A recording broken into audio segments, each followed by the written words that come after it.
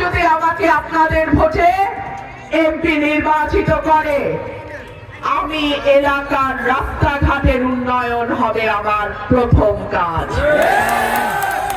আমাদের মেঘনা নদীর ভাঙন এই এলাকার একটা সমস্যা, ঠিক কি ঠিক না? এইখানে আমি স্থায়ী বাঁধ নির্মাণ করব।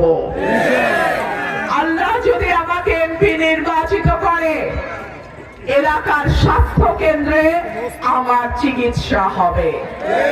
আপনারা সরকারি স্বাস্থ্য কেন্দ্রে গেলে ডাক্তার পান না, নার্স থাকে না, ওষুধ থাকে না, মেশিন নষ্ট, ঠিক কি ঠিক না? 5 টাকার চিকিৎসা 5000 টাকা দিয়ে করতে হয়।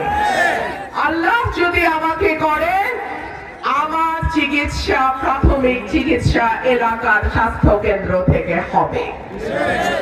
এলাকার স্কুল, বাচ্চাদের স্কুল, কলেজ, মাদ্রাসা, মসজিদ, মন্দির, শ্মশান সহ যেই প্রতিষ্ঠানগুলো আছে, সেই প্রতিষ্ঠানগুলোর যেই নির্দিষ্ট বরাদ্দ থাকবে সরকার থেকে, সেইটা যেন যথাযথ ব্যবহার হয়, এইটা দেখার দায়িত্ব আমার।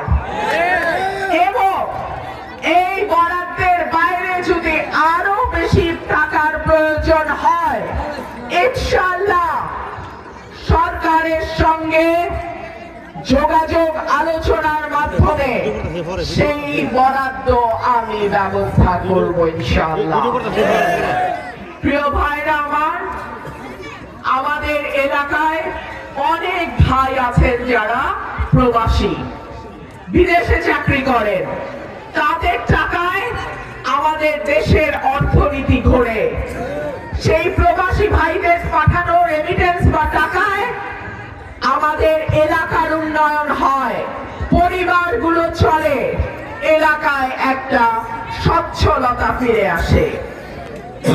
কিন্তু এই ভাইদের সুযোগ সুবিধা অসুবিধা, তাদের নানান রকম হয়রানির বিষয়ে সংসদে আওয়াজ তোলার মতন কেউ নাই।